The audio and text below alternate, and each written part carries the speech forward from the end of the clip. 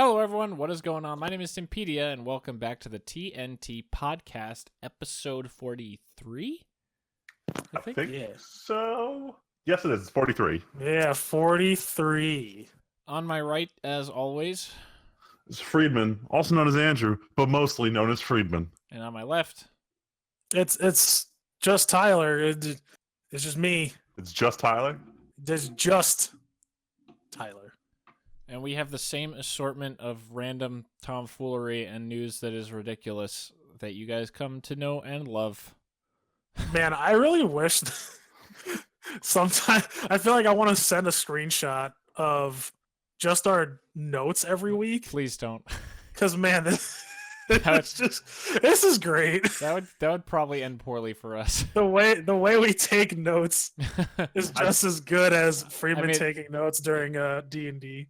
All right, hold on. Listeners, for some context into that comment, I'm an aggressive note taker in D&D, but I fail to leave context for myself, and I just scribble down my stream of thought. So I'll go back and try and read like what was going on. I'm like, 4 potions, bad guy, go to Chicago. I'm like, what were we doing? It's great. It's pretty solid. It's strong. But anyway, we are gonna go through a short batch of news. As always, we have tons of Friedman tier news and Friedman tier news. All right. Wow. Wow. What Is this a compliment or is it an insult? Take it as you will. Therein lies the mystery. I leave that up to the interpretation of Friedman himself and the listeners. The listener can make their own decision on the question. Like an open-ended ending. That's great. So we are here to tackle a few quick things. Tyler, unfortunately, no Overdank this week, so we can just go straight into Magic. Yeah, there ain't really shit. I mean, though, I do want to give like my initial thoughts. Now that you bring it up. about the new event. Yes. All right, we can do this real quick. Sure. I'm kind of disappointed in it because of the length. I think the mission would have been a lot cooler if they threw some more stuff into it, but like you didn't do anything. So I think the big thing about this event is it brought up some of the issues with the first event that no one noticed because it was the first and only Overwatch PvE event. But for anyone who remembers last year's event, the whole idea was you're holding off against these waves of robots spawning against you. And the thing with the first one was every so often a better robot, like one that was either a bomb or one that was based on like an existing hero like Bastion would show up and fuck up your day. And there were supposed to be these mini boss encounters, but everyone all had strategies to cheese it. With this release, they added like 3 way more pushed boss type encounters, but they really weren't that hard. No. Like it was more cinematic than anything. Like supposedly it's harder on like top difficulty, but no, I wouldn't even say it's that hard. Like my friends and I, we didn't beat it on Legendary. Expert. Yeah, we did. We played Legendary. Yeah, we tried. We didn't. We got to the end and we died. There's so many spawn momentum. spots.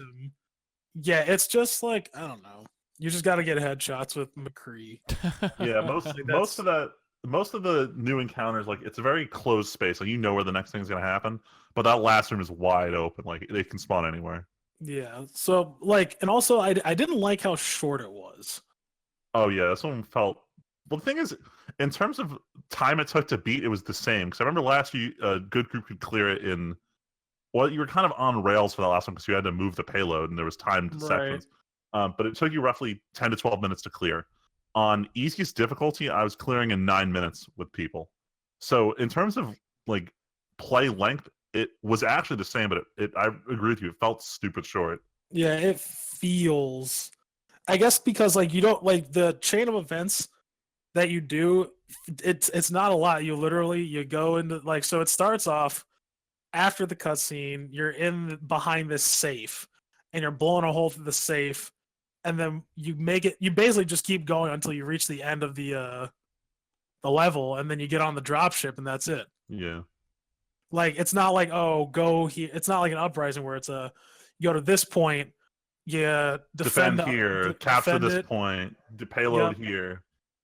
And then it was like, oh, you have to defend the payload, right? For that one part, you couldn't have it blow up, and then you had to escort the payload to opening the door, and then that's where you fought those Orissas. And I'm like, that's cool. It was like a multi-tiered thing. Yeah. I don't know. Yeah, I don't know. It feels a little lackluster this year. What was the one thing I was gonna say? The one thing everyone's underselling is the fact that we got the fully animated Overwatch cutscene. Oh yeah, that was cool. I'm very excited to see if they're willing to do more animated cutscenes for that game. Yeah, because that was cool. That was interesting. I always wanted to know like what went down during this mission because like we in the lore we heard a lot about that. Like rumblings of Blackwatch got caught on a bad mission. Yeah, it's like, oh shit, what was that Like, mission? what And like happened. and now we know like really what happened, like why McCree is like a good guy, like well quote unquote a good guy now.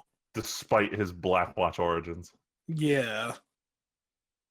And like why everybody else is an asshole. Well no, Genji's not an asshole. He's reformed. He's a former asshole. Genji was a former asshole. And then he was like still tentatively an asshole like because he was in Blackwatch. And now he's like, all right, I'm a good guy now.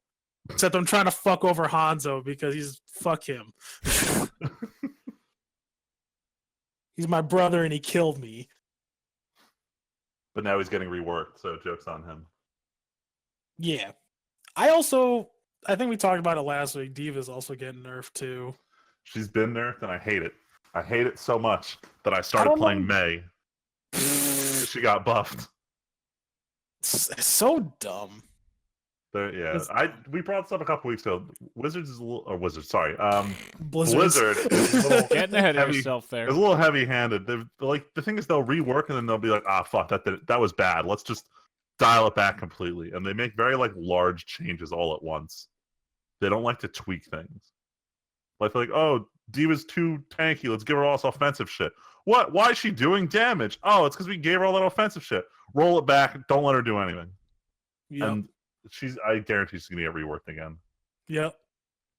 I can't wait for that. Well, I can wait. Brigitte is gonna get fucking nerfed. No, she's fine. No, she's not. No, she's fine, Tyler. All right. Yeah, no, you're right. She's fine. Jeff, you didn't hear a word of this. Mr. Kaplan, sir. From the Overwatch team. Mr. Jeff from the Overwatch team. And that new motherfucker that they added to the video that I don't even know. Are you talking about the Asian guy?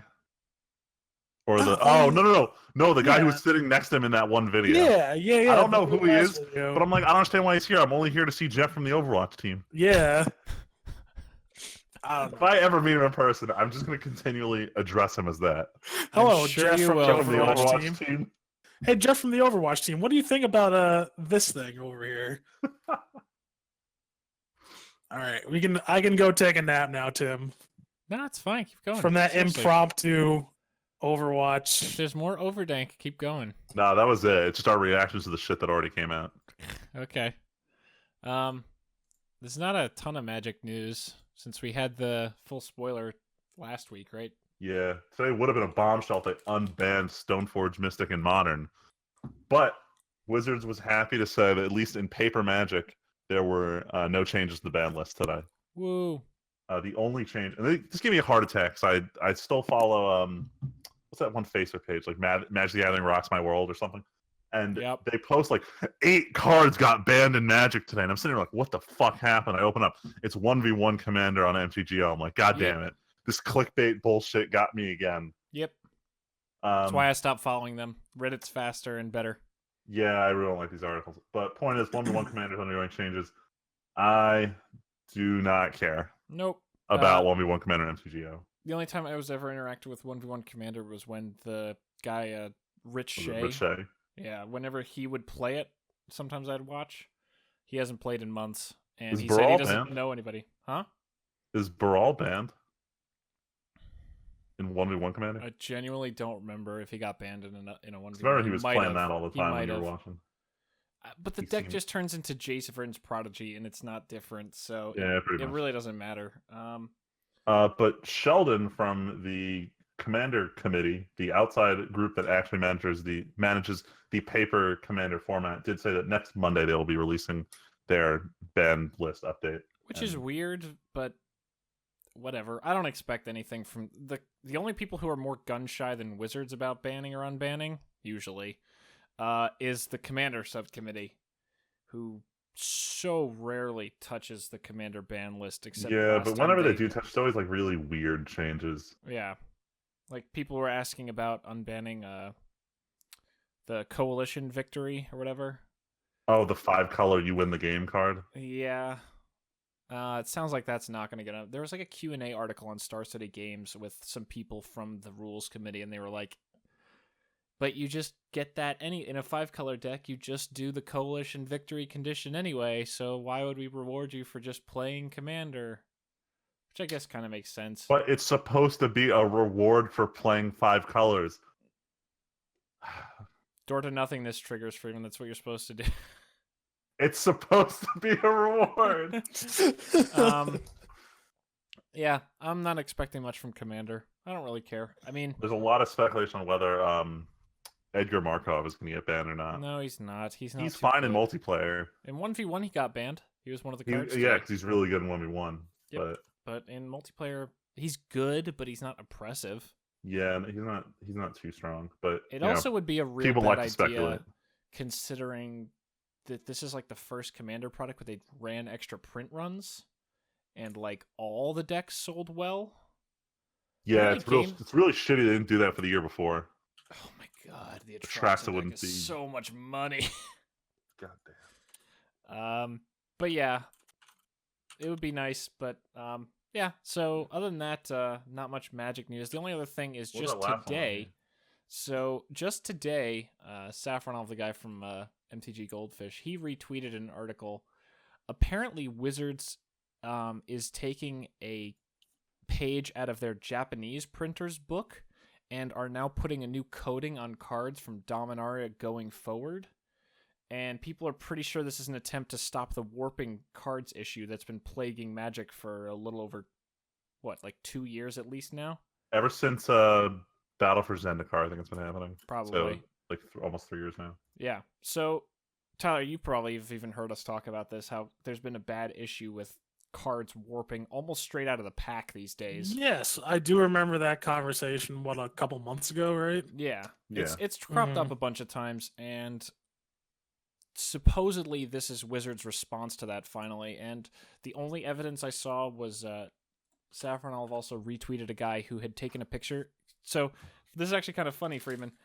You know how they're already giving away some promos for Dominaria? So I actually went to the store on Sunday because I had to return my old gaming chair finally. And I went to the store and played one-on-one with someone I know there for a few hours. And someone else came in and was like, it's this really obnoxious, annoying guy, but he loudly declared, "I'm only here to play a game of Magic to get my promo." Oh, Jesus. So they had their game day promo or open house promo where you just play a game of Magic in a gaming store and you get a free Llanowar Elves promo. That's cool. So I got it and it's in my Selvala deck now, but nice. Someone had the Steel Leaf Champion promo and took a picture of it, and it showed absolutely no signs of warping, which doesn't mean much, but considering stores usually just have those promos sitting out on the shelf before they give them out, or at least with Llanowar Elves that I had, it at least is a good sign that it didn't warp immediately. Yeah. My only concern is, and listeners, everyone take off your tinfoil hats for a second, because it's conspiracy theory time. Ever since Battle for Zendikar, Magic cards haven't smelt the same way, and I don't like this. And I'm concerned this new coating is going to make them smell different again. Oh, jeez, Freeman. Have you ever opened a pack of Return to Ravnica and smelt the pack as you're opening it? Nope. You haven't truly lived. Good. If that's living, then I'm glad I'm dead. Damn, Jesus. Holy hell. I'd much rather open up and sniff a pack of Return to Ravnica than anything they've printed since then. Oh my god. Either way, if this could reduce warping, I'm fine with it, because I'll sacrifice the smell for better cards. I don't remember if we commented on this. Yet how they can let this happen though. Money. Yeah. That's just not good though. That's such poor customer service. It is, but people still buy the cards. The problem is Wizards doesn't care about cards that have already been opened. They care about you buying the cards that haven't been opened yet. Right. Look, if they fix it, great. Because honestly, so I think I talked about it. I double sleeve all my commander decks now. And honestly, when your cards double sleeved and they're crushed into a tight box because they're so large that they don't fit very well, the cards stay flat. So it's not a huge personal issue for me. I recognize that it's an issue for people. It's so bad that Tyler, you actually remember my commander Kess? Mm-hmm. She is actually seeing some minor play in Legacy right now. Freeman, you probably know this. You might have even seen this. Someone got disqualified at an official Grand Prix tournament because their Kesses that they had brought in sleeved were warping so heavily that people were pointing them that when a judge looked at it, he declared that they counted as marked cards because they were warping so heavily due to the foiling process, and you can't buy them in non-foil. Yeah, so they didn't have non-foil version starting with, I think it was the set before that. It got so bad that Wizards or Channel Fireball, who runs the Grand Prix, put out an announcement that if you are running Kess in a Legacy deck, you can go to the head judge and he will give you a checklist card that you can put in your deck in exchange for Kess, because otherwise you could be disqualified for a marked card, even though it's just an out-of-the-box, only available in foil card that you did nothing to. So that's how bad it's been. Jeez. So yeah. Oh, also, side note, Freeman, real quick. Yeah. I finally am ditching Ultra Pro Eclipses, and I bought a bunch of Dragon Shields to resleeve Lycia and Kess in. Oh, for real? I heard they raised the prices on the Eclipses. Is that what did it for you, or was there something that happened? Nope. It's Kess. Even the prettiest Invention foil, the Soul Ring, or the Mana Drain, you can't even tell they're foils anymore. They're just so faded and dirty. Sounds like Ultra Pro. It's actually super depressing because I still love the shuffle feel, but I can't go back to KMC because their cards, theirs still aren't. There's no sign that those are better. So they did release a press statement saying about what was going on there, and it was such a bullshit statement. But it gives me hope that the new printed sleeves with the new packaging they're doing is going to be good again. Look, this sounds lame, but until the professor does a video where he actually says they're better, I'm not going to buy them. And so I bought 2 sets of different colored Dragon Sleeve mats to take those decks. Should be here tomorrow. Full disclosure, I've still just been buying KMCs because I'm a slave to them, and I haven't noticed any changes, actually. Probably. I may have just gotten lucky and gotten old packs. I probably could have, but I figured I'll finally just take the plunge and get some Dragon Shields. I also was cleaning out my sleeves the other day, or today, actually, because someone at the store said they'll take my extra unused sleeves. And I realized I have like a few hundred KMCs still sitting around. I have like 200 white KMCs for some reason. Oh, damn.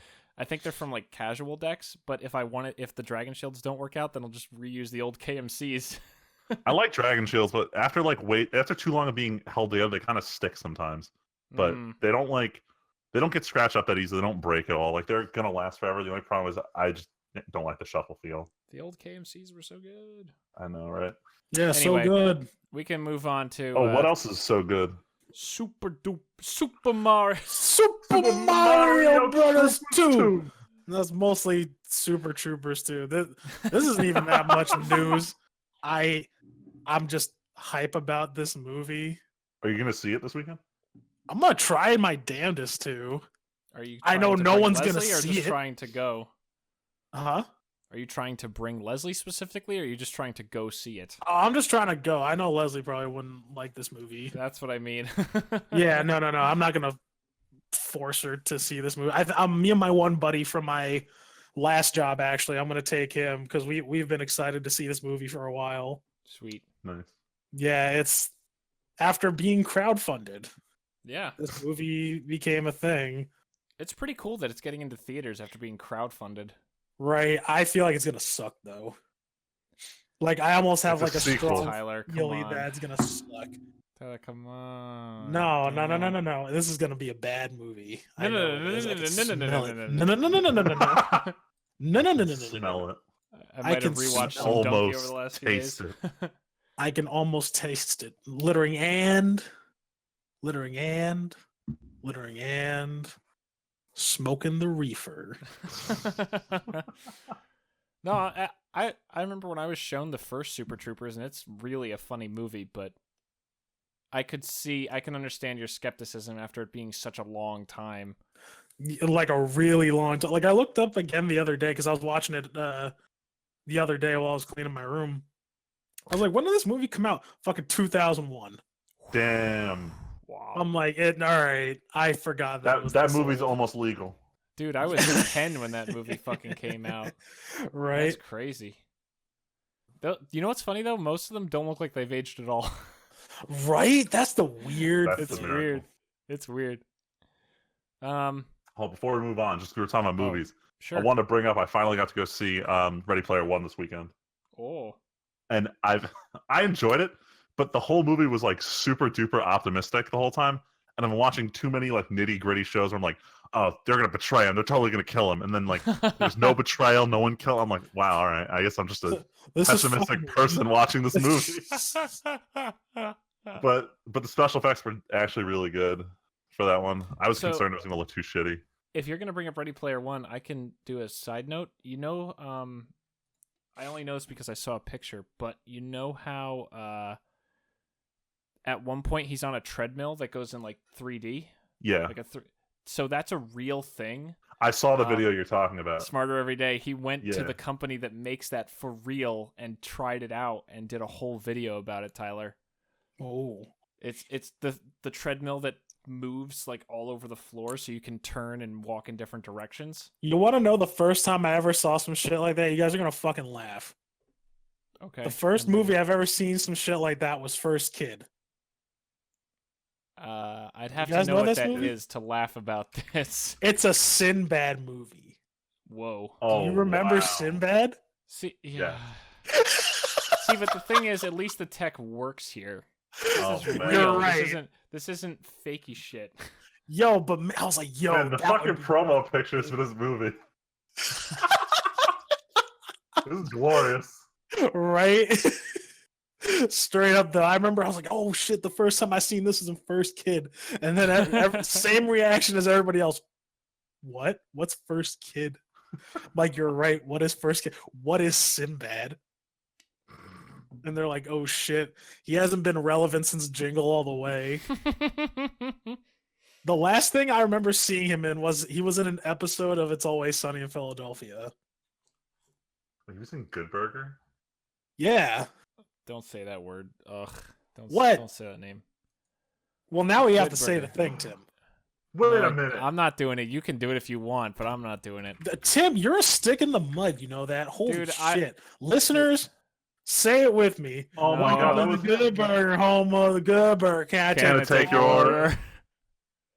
No, Tim, it's too late. No, fuck you. It's my show. Podcast cancel. Fuck you. I think all that had its 24th anniversary yesterday or something. Holy shit. God. We're all so old. We're old as fuck. God, I dude. could go for a Good Burger right now. Yo, all right. Yo, no joke. Val and I made burgers from HelloFresh for dinner tonight. All right. Man, I'm going to go start my own show with blackjack and hookers. And forget the blackjack. Let's talk about the next topic. Hold on. Let's talk about hookers. Tyler? What? That's definitely a reference to something. Yeah, do you not know the reference? Do you not know? No, I don't. That's why I said. Futurama. I was going to give you another Bender quote. Oh, I super... Oh, Bite my shiny metal Bite ass. my shiny metal ass. It's really been too long since I watched Futurama. That's what it boils down to. I really haven't watched the show in years. It's unfortunate. It's not truly living. It's a super duper good show. I just haven't watched it in a really long time. That's fine. All right, let's let's finish up. Keep going on to the Pokemon. This is big news. Yo, Nintendo confirms that not only is the next Pokemon game A for Switch, B in development, but that it's also definitely a next generation game. This is not. There's no speculation that it's just going to be a re-release of the last console's game, Smash Bros. Damn. We're getting a full new generation. I'm very excited. I'm curious what they're gonna do because I think I brought this up when we were talking about Sun, Ultra Moon, but Nintendo is holding back on having too many new Pokemon in each game, and they want them to all be very thematically tied to wherever like region they're in. Like they went balls to the wall in the tropical theme for the last game, so I'm really curious what they're gonna do for Gen 9. Are they adding less? Like, what was the number added in the last gen? Was it still around It 100? was low. Hold on, I'm gonna find this number. I'll say, are we even gonna count like the evolutions to the original Pokemon? So yes, you do because they haven't done those since Gen 4. So the only reason I ask is because I remember the first few gens were all like 100. A little. So the first one had 150. The second one had 100 added. The next one only had about, I think it was 83. Or it was like 130. I feel like this is Googleable. It is. I'm trying to pull it up. All right. Yeah, no, I was right. So it was 151, then 100. Gen 3 had 135. Gen 4 had 107. Gen 5, so black and white, where they wanted you to only capture new Pokemon for the whole game, they were like, okay, let's go with the same like 150 ballpark. Ugh.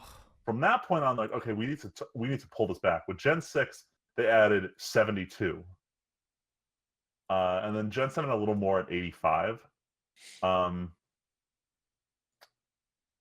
So they're low ball in the 100, basically. 50 of the currently 780 something Pokemon are legendary. But they've been going really hard on adding event legendaries to games, and I'll bring that up in the next topic region when we get there. But Okay. yeah, no, they're definitely gonna release in that ballpark 70, 80 or less Pokemon and just bring more in, because the big thing they saw that was successful with X and Y and also Sun and Moon was they played up the nostalgia hype of early gens. Like you had a starter in X and Y, but you also got your Red and Blue starter as well.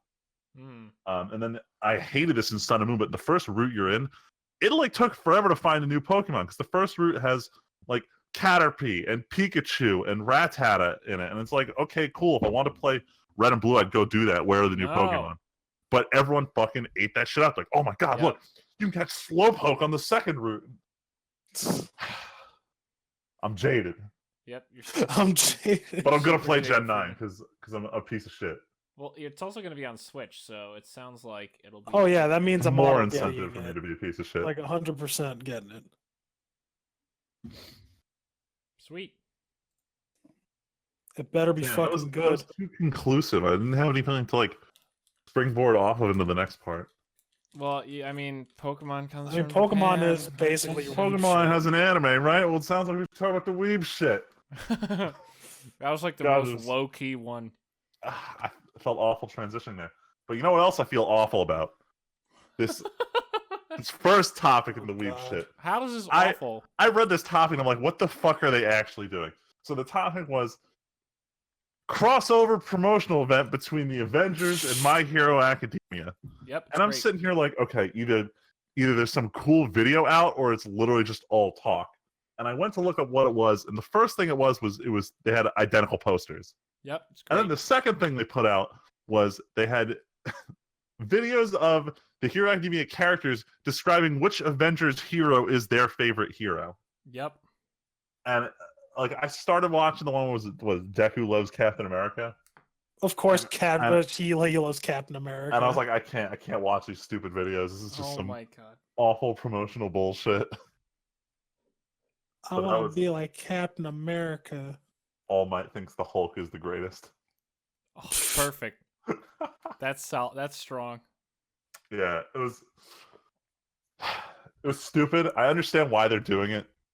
Because they're both the biggest at what they are right now. They're super the biggest right now. Biggest anime airing and biggest hero movie coming to theaters. You know what also got their foot in the door, probably? What? Remember when there was like a Star Wars thing with My Hero? Or didn't that's right, because the author loves Star Wars. Yeah, so Disney was probably like, hey, bro, if you want to do something with Star Wars, why don't you cross-promote with us first so we can get a boost in Japan? Speaking of heroes, look who we got over here. What? Well, I'm saying that's what Disney would have said to Hero Academia. No, it wasn't a topic transition. No, that's fair though. Like, hey, yeah. You got heroes, we got heroes. Speaking of heroes, though, Freeman, we should take a second to talk about the only anime of 2 I watched. Because I only watch 2 right now. Wait, we can't talk about Hero because someone... Who the fuck? We already talked about the first one. Okay, Fine, well, I'll fine, speak just about say it We're, as spoiler we could talk free, about it for a minute. as spoiler free as possible. I'm not saying we have to talk about every single second of it. So the part where Deku killed Bakugo was like pretty intense. I can't believe they did that. I would love Damn, to that's watch that wild. fight. No, but actually, no, the reason I want to bring it up is because, well, next week Tyler better be on top of things going forward. But,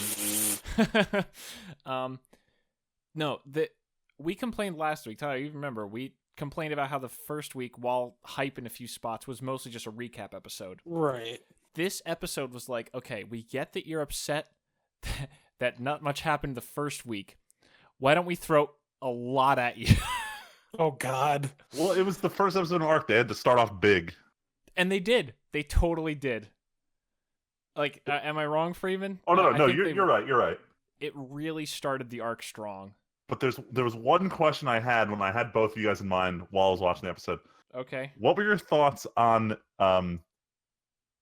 Mineta's screen time in this episode? Oh, my fucking God. Well, I'm already gonna be The whole fucking upset every time he's about it. on screen, I just think of you guys like groaning at this.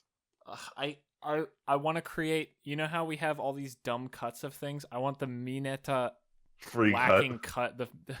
God, he's so okay. The first scene I was loved dumb. him in this episode. The second scene was Get the so fuck outta too here. much. Oh my But God! he did the same thing that Kamina did that one time at the hot springs. Except Kamina has charisma and isn't the most. Okay, All Tyler. right, listen. You know what? No. Keep his No. No, but actually though, a character says that they were warned by Aizawa that there is someone who is an quote embodiment of lust and they have to watch out for them. What the fuck? The show recognizes that he's a literal piece of human garbage and is like, yep, that's just what he is. It's so awful. Oh my God, I can't. But more importantly, Tyler, if you could picture the 2 skeeviest and most disgusting things someone who's who's trying to be a hero could do, like He does it. he does both. It's fucking awful. His only 2 scenes are the parts of the episode where I'm like, just shut up, please. but this happens God. in every anime. It's fine. This He's is get fine. shot. Everything's fine. No, but like actually, the whole main scene, Friedman, like that was Yeah, it was hype dope. as shit. That was basically perfect. That was good. The one thing I'm happy ahead. about this episode was like they accidentally, air quotes, spoiled certain things about this season and some of the promotional announcements they made. And thankfully, Glad I didn't see it. everything I knew so far was only up to this episode. Is basically the kid you meet. You know his whole deal. I don't want to Yeah. spoil it for Tyler. Yeah. Basically, they like No, Tyler, announced- you see this kid and you know he has a deal because he looks like the biggest pissed off child ever. Oh, of So course. it's not a spoiler to say he has a deal. You know, you see this kid. He's with 2 heroes who get introduced almost immediately. like And first he's scene of the literally episode. like they do their pose to say hi, and he's just in the shot, like with a pissed off face. His scowling hat at has the main horns. characters. His hat has horns I on it. want to say Oh, that he God. has horns, but I don't care if he has. I don't even know if he has real horns or if he's just a big fuck. But you know immediately he has a deal. It's like, there's a kid with a problem. So point these aren't is spoilers. they spoiled his problem when they introduced his character for like when they showed off the principal artwork of the season, and I'm like, great, thanks. That seems like a big character motivator they just Nope. ruined. But they introduced Straight it here. pretty fucking early, so I'm It's nice and not literally- spoiled yet. Oh God, it's everything about this episode was the perfect start to the season. You got to see I don't even want to. We'll save it for when. Hopefully, you guys see it by D&D, Tyler, so we can at least talk about it then. Yeah, like I said, we're gonna try and probably watch it tomorrow. It's literally only 40 minutes worth. If I come home and catch you guys not watching here, I'm just gonna just put it on. Yeah, seriously, just turn it on in the living room and be like, "Well, deal with this now." No, I will say this can be talked about because it's not part of the show. So Freeman, we all had an interesting conversation yesterday while we were at work on the podcast chat. Oh my god, the theme song. Oh yeah, all right. Hold on. So we need to talk about keeping your ideals and why this opening is changing everyone's ideals. So listeners who heard me bitching starting about a month ago when they showed up the Hero Academia opening, and I intentionally didn't listen to it because of this. It's done by one of my favorite Japanese bands, Uberworld. But the thing is, in the last 4 or 5 years, the singer has gotten some weird ideas for how he wants to do his songs, and I'm not gonna lie, this song is very unusual even for Uberworld standards. It has an electronic intro. He's got like some auto tuning in the middle. He spits like one sentence way too fast in the chorus, and the chorus is also 1/4 of the length of the bridge. So he made some really odd choices when he put the song together, and it came out. And I think we talked about it a little bit last week. We did. The opening does not feel like it doesn't feel like it matches the song, and at the time we thought it wasn't a very hype opening. You're right. I'm willing to redact that second statement and say that this song actually does have a lot of hype to it. The problem is the hype is not contained in the chorus. That bridge is some of the most hype shit I've seen, but the chorus doesn't follow through. And I'll hold that complaint. The song is pretty hype on its own. So the conversation we had yesterday was me and Freeman. I said it first, and then Freeman admitted he was doing it too. I listened to that song at least 10 times yesterday. Less today, but I just hit repeat, and just burrowed it into my brain so that I'm already bopping along to the beat today because I already know the beat. The song is pretty hype if you're not watching, because there are still problems where the song does not match the scenes in the fucking intro. A lot of people are doing recuts on YouTube where they try and sync the video. They look terrible. Yesterday, I saw one earlier. It looked dumb. They didn't even do a good job. But the thing is, I want Studio Bones to be like, okay, give us 5 minutes and we'll reorder this sequence so it comes out better. But here's the other part of it. If you just don't even think about the song and just stare at the screen for the intro, every scene is like layers of hype built into this shot. Oh my god. Freeman, there's 2 shots with All Might that are like the most... If you know the show, they're like the most crazy, insane thing you've ever seen before. So the second shot is absurd. The thing about the first one, the scene that immediately comes after they show what's his name? Ishigaki? I forget the dude with the hands. And they show him walking with these gnomus in the background all swaying their arms. And it's this really weird shot, and I fucking love it, because that's the part where the song hits pure hype for me. Right when the singer says the word dreaming and the beat hits. Yep. Kyle, just go watch the opening. It's fine. There's no spoilers in it at all. Okay. No, but that's your goal on break, Tyler. You gotta. We want your reaction to the opening. We want your reaction. It's literally a minute and a half, and it already has millions of views on Funimation's YouTube page, so it's easy to find. So that's something I wanted to bring up here. I am glad that Funimation got rights to host a video of the opening. I cannot count the number of shows where I occasionally want to go look up the opening, and I can't because Sony Music is kicking every video of it off the internet.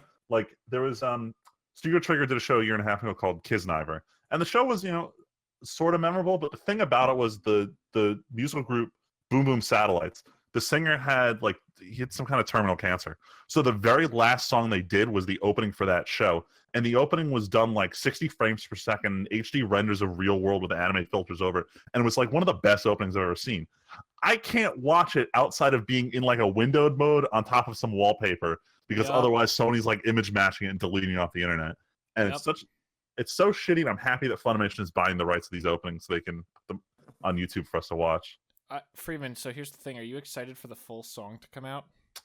Yes and no, because they very clearly cut this song a certain way for the opening. Yep, the full version is going to be very different. It's going to have Attack on Titan syndrome, where the full version is going to feel very different from the opening version. You can tell that the ending of the song is not the ending of the intro is not the end of the song. I'm curious if the chorus is actually longer on the track, because there's no way they went from like a 3-paragraph bridge to a half a paragraph chorus. It's weird. Yeah.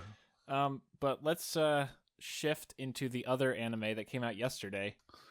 Shokugeki no Soma. Some shit I don't watch. You should Food watch Wars. it because it is very good. No. Man, I learned I don't have time for shit. Oh my No, god. I don't will have sit time down to and shit. watch it with you, Tyler. No. Freeman, if he's not going to watch My Hero, he shouldn't watch Food Wars because My Hero is more important. It is. Freeman, It is. I watched You know both. what I I don't actually want to wanna admit watch? it, but he speaks the truth. I do want to watch that volleyball anime still, actually. Yo, Oh, you're down. you're right. I forgot. Listeners, if you're looking for a fun sports anime, go watch Haikyuu. I cannot recommend it enough. Yeah, Good. like You want a fun even cooking after we anime. watched those 4 like episodes, Yeah, I was like, yo, I could actually watch more of this. it was pretty good. Good, because it gets really good from that point on. But anyway, Shokugeki. So I was very upset watching this episode. Listeners, you should know this about me. The character Megami from Food Wars is my real waifu for life. Oh my god! And the problem is, Amazing. Food Wars has started a very distinct pivot where they're setting up the main character and Arena to be like the main pair. As a result, my waifu has been sidelined, and I am pissed. But Freeman, she had the wholesome moment in this episode. She was She so did. wholesome. I was very happy watching that. Made my heart go doki doki, but it wasn't Jesus. enough. Get the Everyone fuck who I was outta watching here. the show knows that Megami is my favorite character and my waifu. So they're like, oh, how do you feel about her losing? I'm like, she's not losing. She just hasn't won yet. But deep down inside, I know she's Oh losing. my god. Actually, me and Val were talking about that while we were watching. We're like, I can't wait to see the first team who gets cut because this season we're gonna see some fucking cuts. So someone brought this up in the Reddit thread where they're all on these teams. They're like, oh, somehow they passed. You look at the composition of these teams. Every single person in there was in like the top 10 of their group in the first year tournament. Like these are all-star teams. And I was like, why the fuck are they succeeding? But yeah, and they come back with the oh my god. Yo, actually though, I was gonna say, it was so hype this weekend. This weekend was a hype weekend, especially after we watched Food Wars. We rewatched My Hero again. Oh my god! Because both episodes had one really hype bit near the beginning of My Hero. That whole 5-minute sequence was super hype, and then in Food Wars when they come back with the fish for the challenge. And they all have their power-up shot as a team. That was fucking radical.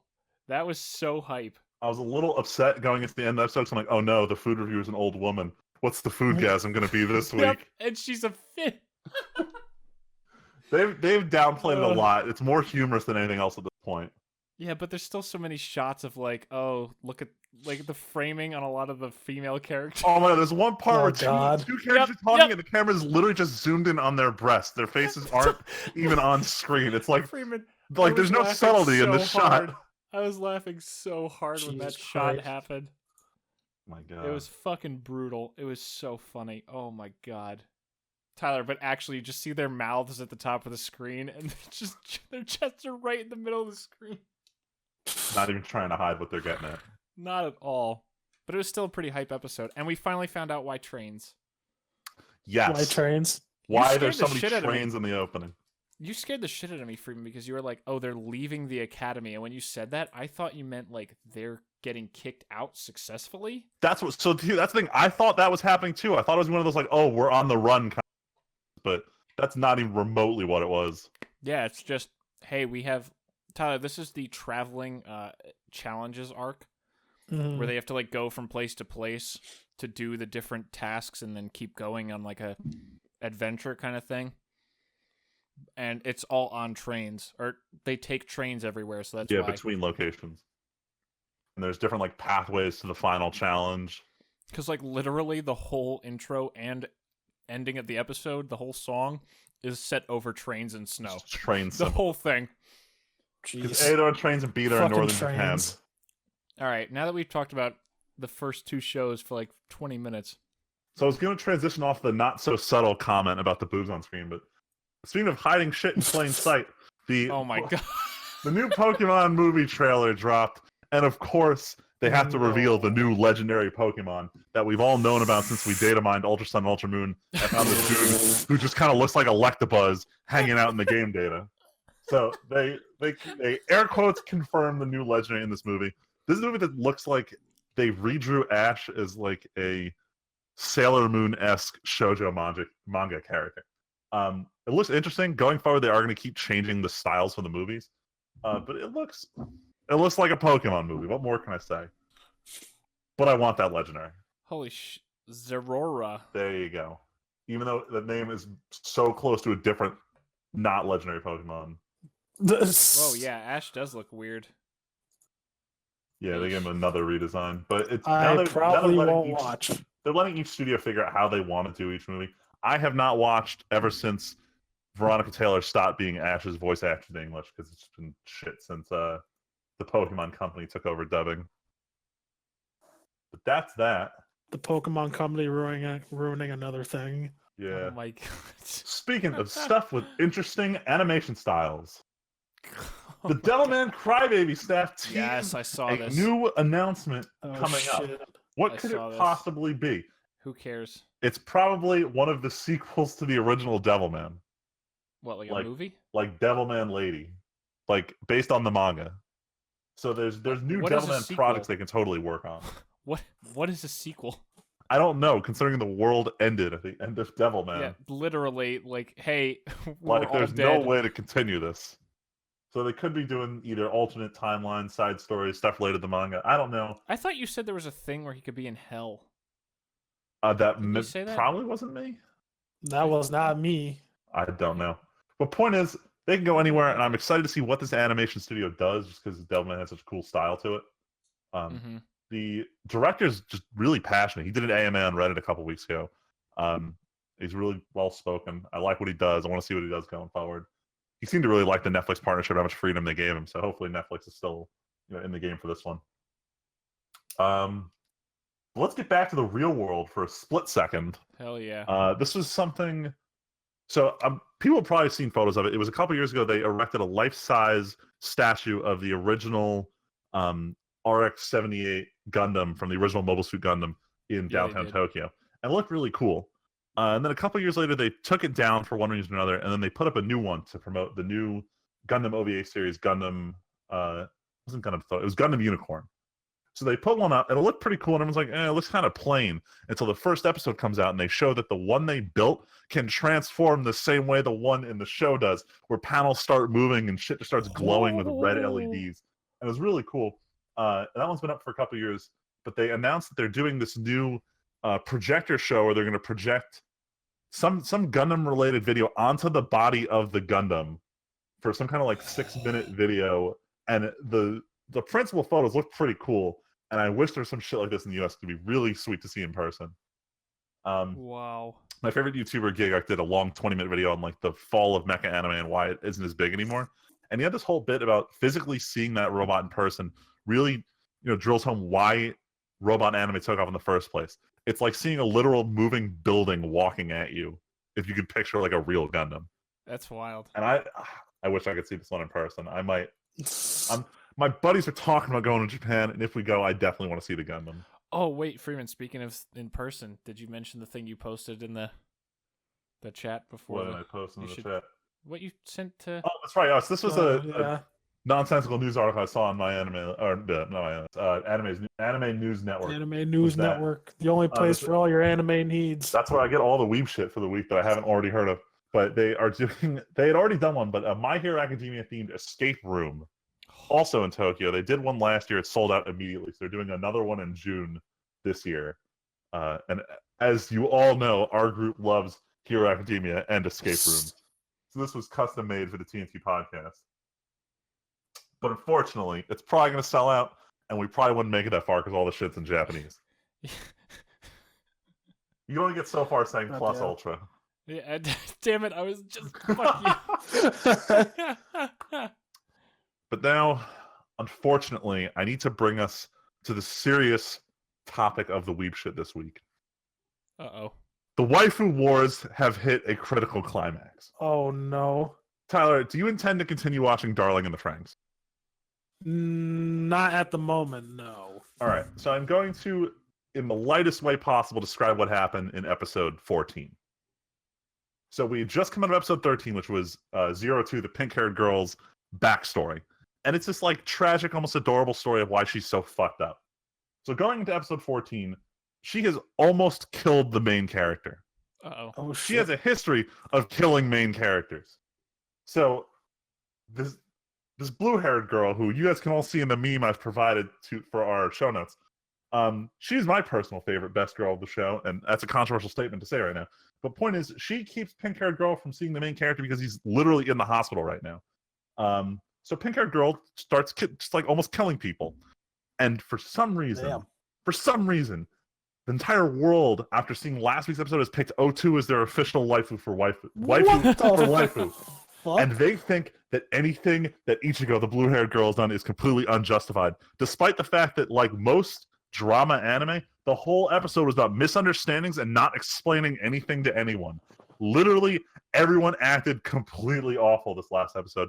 And for some reason, the internet has decided it's all Ichigo's fault. To the point that they're storming different Japanese like artist profiles on Pixiv saying like, this character's trash, your artist trash, stop drawing pictures of her. People are sending death threats to the voice actress of this character.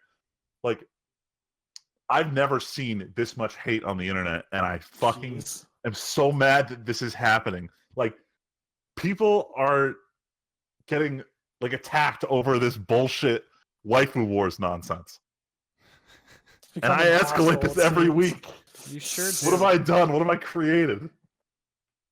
Point is, a fucking monster. Right now, saying that Ichigo's best girl on the internet will get you shot, and I just said it. So if I don't see you guys next week, you'll know that I died in the line of duty defending the one true waifu. What you're saying? You don't like Oh no, she's not my waifu, but she's my preferred waifu. I don't. So here's the thing: I understand why people like O2. I don't think her backstory justifies anything she's doing right now. People just like this sexually dominant female character. And that's why they like O2. Controversial statement of the week. Fucking yeah, kawaii in the streets, senpai in the sheets. Hell yeah. Oh my god. just the worst. So just the moving worst. On. I put a footnote in here for what did we watch this week. Oh, now I remember why I wanted to talk about this. There were two shows I picked up this week.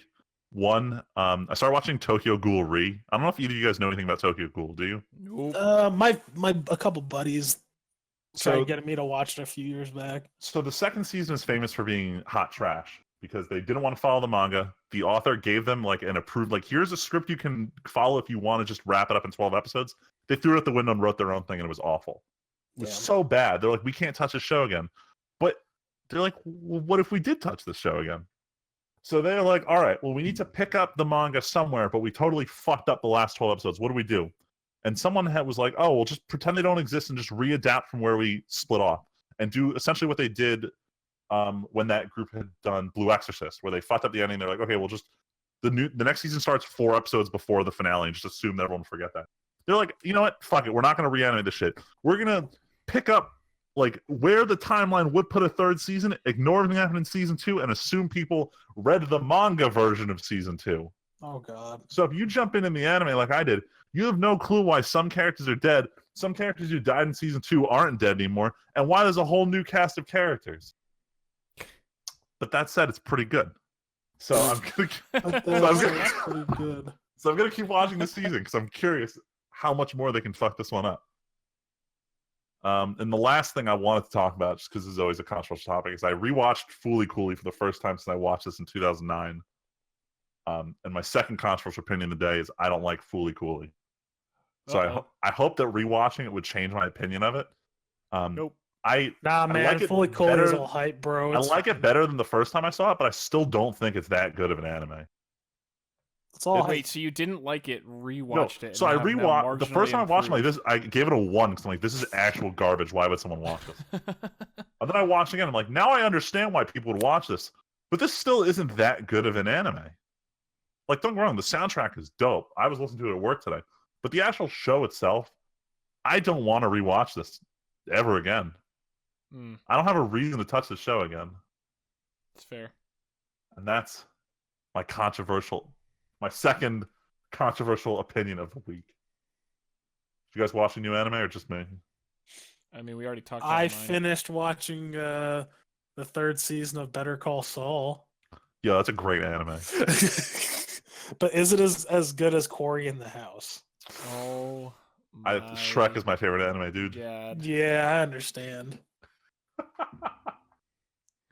All right, that's it for the week. Did you actually?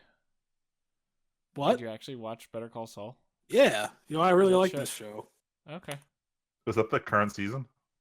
No, they're on season 4 now. Oh, okay. Are they still going? Yeah.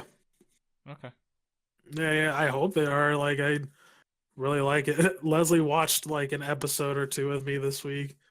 She's like, "Oh, Jimmy," because his real name is Jimmy something. Shit, not. Oh yeah, Jimmy McGill. That's his real name, not Saul Goodman. Tip. What? That's funny. Yeah. And she's like, oh, she was getting into it. I'm like, yeah, see, good show. Convinced her to finish watching Breaking Bad. She won't finish Breaking Bad. Oh my god. But why, Leslie? Why? We're having a discussion about this over like dinner today. Oh god. But Leslie just hasn't finished any shows. She's seen a lot, but she hasn't finished any. Yeah, unfortunately. Yeah. Anyway. All right. Yeah, so with that done, I guess we will head to our break. And when we come back, we will talk about our topic that got canceled last week. Yep. And we will actually talk about subscriptions and how they are currently killing ownership. But we'll be back in a sec to talk about it, so bye. Bye-bye. And we're back.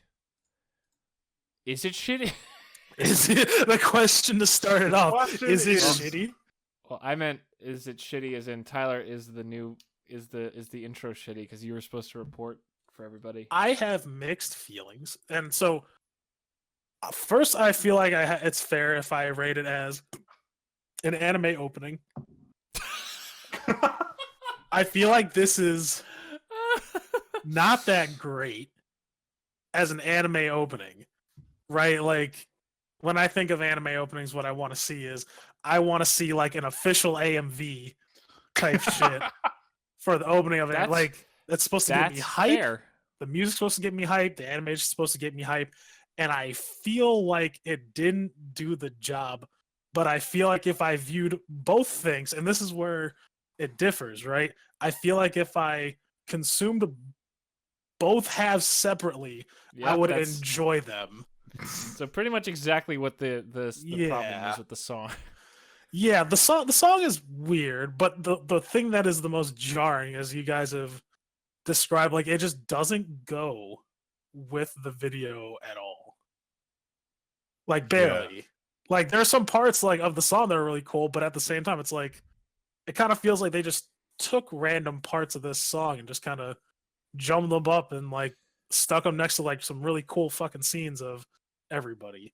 So I know, Freeman, you made the comment about how they had probably recorded or like drawn out the animation for, it feels like it was for a different song. So I've evolved my theory since then.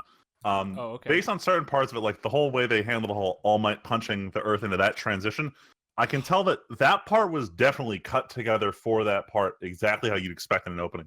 What I think happened is Overworld had the full version of the song. They're like, okay, we're going to cut it down to the minute 30 version. And what I'm willing to bet happened was they cut it to a different version after they already gave him the first cut. They animated based on the first one, and there's some kind of agreement where it's like, well, you have to use the one the band wants to use. So it came up with this complete mistiming. Yep. That's what I was actually going to say, is it seems like bits work, but then there's so many jarring bits that it's like there had to be some change along the way that not everyone was happy with. Like, because if you watch, there's one, it's the scene when Deku first starts powering up in the opening, so like maybe 35 seconds in. From that point on, the whole... No. Wait, sorry, what? Never mind. Yeah, when he's fighting Muscle Man. from that point on, the whole opening is completely disjointed. But up until then, it lines up pretty well. So I'm willing to bet it was just a recut of the song. I wonder if also maybe the band didn't redo the song, but they edited that part of the song. Yeah. And like we're like, oh, because you also mentioned how there's like auto tune and different tempo changes and such that it's maybe a little jarring. Maybe the band recut just part of the intro music. Yeah. Either way, now we have Tyler's take on it, and next week we'll hopefully have Tyler's take on the episodes going forward. Yeah. Hopefully. But no, today we're here to talk about how subscriptions are kind of doing away with the idea of ownership in a lot of ways, and it's weird. This stretches across a bunch of different industries, and we'll bring them up as they come up. Almost all industries at this point. Yeah, especially just because everything's digital now. We're starting to see this happen. But the whole reason we even thought of this was I was talking about the other week in the news that there was a rumor that Apple was going to do it with music downloads, and they just wanted to push everyone onto Apple Music, which is, a subscription-based listening service. And I thought it was interesting just because of how iTunes was a pillar of the music industry, and it still kind of is. It's replacing Billboard as the list of, what are people actually listening to and buying. Mm-hmm. And even they're saying, no, people don't want to own this anymore. They'd rather just have a subscription service. Yeah, because now it's like you have things like Spotify where, you pay $10 a month as much as Netflix, and you can listen to pretty much almost any song that's around. The other part of it, I think, for music, especially in this case, because you could say that Spotify is kind of like the Netflix of music, where you get to, like you said, Freeman, you pay a subscription, you can kind of listen to whatever you want. But I think the other hand of that is people don't want to listen to music like that because they just go to YouTube and listen to the song anyway for free. Kind of. I mean, now you have Vivo, so that way the artist actually gets, ad revenue from the videos. Sure, but people still just watch it on YouTube. I think with music, it has a lot to do with the music culture. Especially now in the digital age, it's really easy to find new things to listen to. So people don't want to invest in buying an MP3 or buying an album for whatever's, here right now. A lot of people just want to see what else is out there. Like, I'm not going to lie, I rarely ever listen to my music on Spotify. I'm always listening to, like, Discover Weekly or just trying to figure out what other shit is out there that I will like that I haven't heard yet. And I'm constantly jumping from artist to artist. That's the advantage of the subscription thing. Yeah, it is. But I think we're seeing that culture shift where people don't want to, be tied down to a song because that one song, they may not like it in a little while from now. Mm-hmm. Whereas you saw, I asked my dad, he still listens to the same music from the 70s, 80s. I don't think the current generation is going to be like that. Nope. And that's part of what's leading to this push away from people actually even wanting to own their music, because they don't give a crap about ownership if they're not going to want to listen to that song 5-10 years from now. Yeah.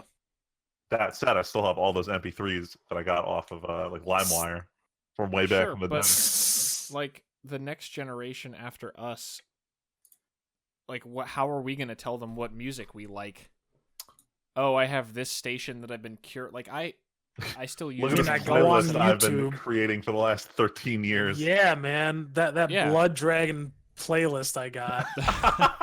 It's great.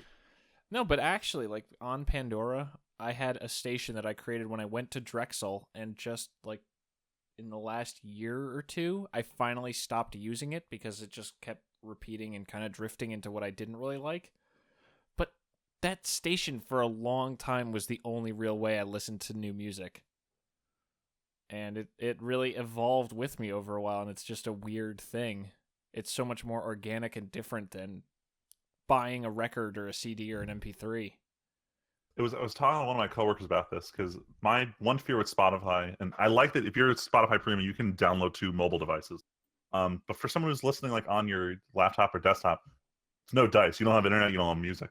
And I mentioned to my coworker, I'm like, that's kind of shitty. What if I want to listen to stuff while the internet's out? He's like, well, use your phone. I'm like, what if I don't want it? And he's like, well, you're not gonna have a choice.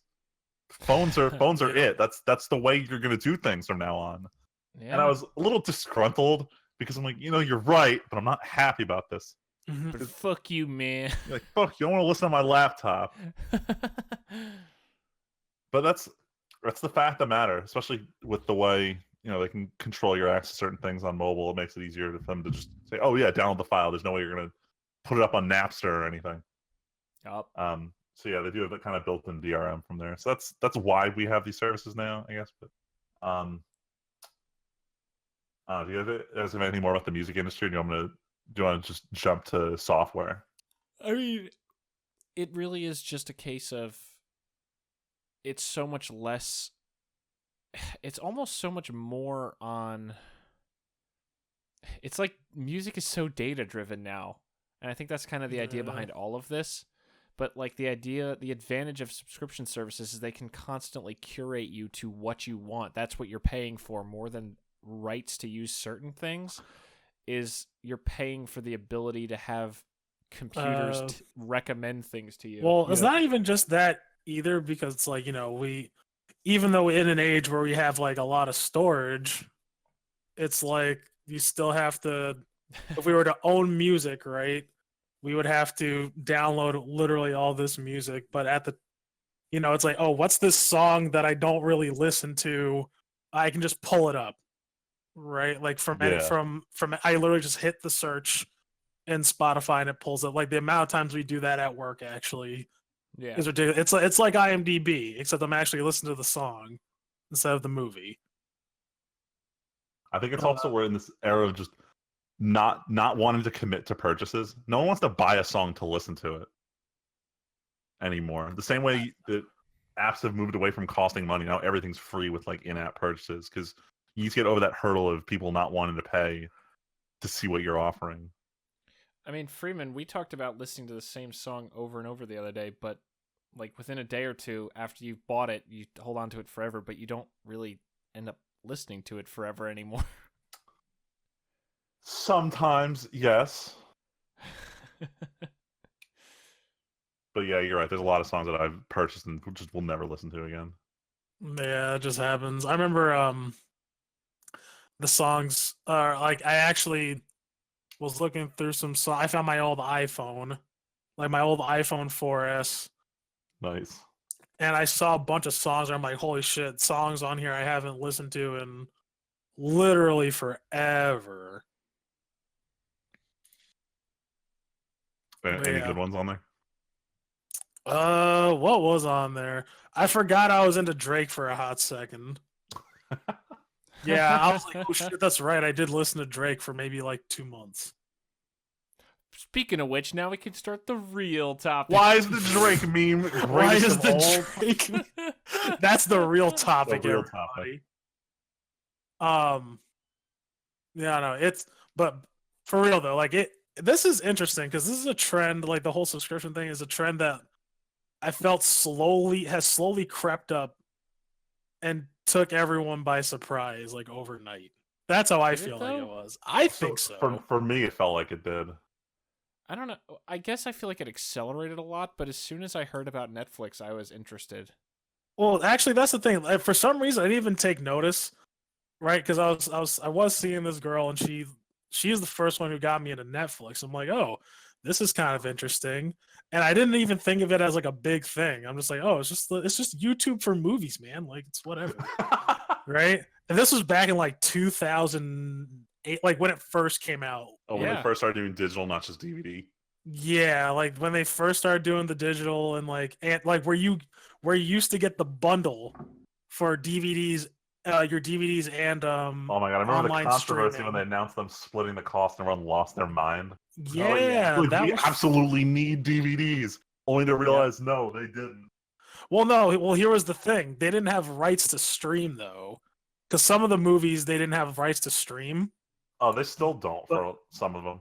Yeah, but like they could, but a way to get around the streaming was that they could give out DVDs. Yeah.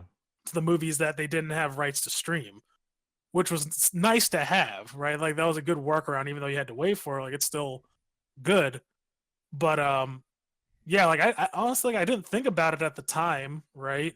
Especially like Blockbuster was still a thing, and I was like, oh, whatever. Then all of a sudden, like out of nowhere, I think I first started realizing this trend when back when I was sailing the 7 seas for Adobe Adobe Suite CS6. And then like everybody was talking about like, oh, it's moving away from the CS versions and it's going to the Creative Cloud. And I'm like, well, what the fuck does that mean? Like, oh, now you have to like pay for a subscription now. I'm like, get the fuck out of here. But it has its good things and its bad things, which I feel like we should touch on, right? For subscription reasons, right? You're always up to date. Mm-hmm. At least now, like we're kind of getting into the realm of software and like anything else, right? You're always up to date on what is new. You don't have to worry about buying a brand new version every, let's say, 2 years, or in Microsoft's case, every fucking year with Microsoft Office. Hey, it's better than hey, I can save money on Office for a year compared to Photoshop $60 a month. Yeah, you're right. God. That's the thing. At the end of the day, you are spending a little bit more money for this subscription, I feel. Mm-hmm. Which is dumb. Yeah, over the course of time you're using it, I think you generally end up paying more than you would if you had bought it up front at the old costs. Oh, for sure. Yeah, that's the shitty part. Like that's when I was mad at Adobe at first. But then I blinked and missed that everyone else started doing it too. Yep. Like there are definitely trade-offs. Like there will always be continued support for it. There will always be, stuff coming out for like no one will ever be behind now. But like that's the biggest thing, right? Because now you have to always factor that $60 into your budget every month. For like until the end of time, you will be paying $60 every single month. Yeah. For this Creative Cloud license. One thing I do like, who did this? Unity did this. Which I thought was great. I don't know if they still do it anymore, but so what you did was you paid for Unity Pro, right? And you kept paying, and like every time they would come out, like you would get like the new upgraded version of Unity Pro. But like say you decided to stop paying for Unity Pro, you won't get the new updates, but you'll keep the old versions of Unity Pro though. Okay, that's pretty cool. Like I like that business model. Like they would still support you and everything, but like all of like the new features like that they would be coming out with, you wouldn't get. But like say you're running a project and it's like, oh well, like the trade-off is like you can't go with the newer system, but it's like at least everything would work, and like you can still develop with the tools that the pro version is giving you. So like that's cool. Unreal 4 is doing that as well, but like no, they used to do that. They did that before, and then they said, fuck it, we're just gonna give it for free, just like UDK. Yeah. Because it was like $50 a month when they first released Unreal 4 engine. Yeah, those are the trade-offs. I'm not a fan of the subscription service. Shit costs way too much money. It costs a lot, but it stays up to date. I'm gonna for the private person. I'm gonna draw a parallel to what my coworker was saying when I told him about we were starting to rent this house, and he looks at me, he's like, "Why the hell would you ever rent?" And I'm like, "Excuse me?" He's like, "You realize that at the end of your rent, you've paid all that money, but you don't actually own anything at the end." And I'm like, yeah, you have a point, but like I can't actually upfront buy like a house or anything. But also, you don't pay for maintenance. Well, like at least big maintenance. Debatable. Depends where you're renting from. Yeah, I was gonna say depends on what you're renting from and who you and if you're like, landlords are cool or whatever. Like ours, they straight up said like, yeah, if you need anything fixed, like, just let us know and we'll take care of it. Unless it's like something that really costs money. Like I was gonna ask them to like fix the light and fan unit over the stove because it just doesn't work. Like the door, I think he's just gonna end up. I think he's just gonna get rid of the door. I think he would just end up fixing it on his own. That's a relatively easy job. Yeah, I mean he already started trying it. Did you see what he did to it? Oh no! Oh yeah, like it he removed closes, the hinge. Right? Yeah. Anyway, that's besides the point. This doesn't have to do with subscriptions. The point is, at the end of a subscription, generally speaking, you don't have access to anything anymore. So I thought it was pretty interesting what you said about, was it Unity, where at the end of it, you have access to whatever you were paying for up until that point. Yeah. So you do have some value, and that was the thing. Like, I remember I got Photoshop 4 from a student discount, and the thing paid for itself. I've had that for years, and it still functions. Whereas if I got Adobe Photoshop Suite now or whatever cloud suite, at the end of me paying subscription, I don't own anything more. I sunk all that cost in, and it doesn't have anything to show for it. Yeah, you don't even have it anymore. That's the thing I don't like, is you don't have anything to show for how much you paid. Yep. That and like that feels like a bitter taste in your mouth. Yeah. When you're like, well, shit, I paid all this money. Like, yeah, I was able to make my stuff and everything, but it's like you can't even do small shit later on. Like, say you want to go back and like to an old project, like, oh, I want to, just touch on this here and there. You can't even because you didn't pay for the subscription. Yeah. Which sucks. Tim, I heard you sighing a little bit. I mean, I wish I didn't have to pay every month, but I really like having up-to-date software because over the years, there have been changes to Adobe that make things a lot better. Like if you go back to old versions of Adobe, they don't even support some file types. Oh no, yeah. No, they've definitely improved it. But that's the trade-off. They've improved it, and at the same time, they fucked you over because they're like, we don't want to support this old shit. Just like Microsoft, like going hardcore to push out Windows 10 because they don't want to support Windows 7 or anything else ever again. Yeah. And I don't mention Windows 8 because Windows 8 actually sucks. Like, I don't think I've ever been to like an institution where they even considered using Windows 8. No, my dad works for a company that does a lot of like Department of Defense stuff, and they will always wait until like the last possible minute to upgrade to a system.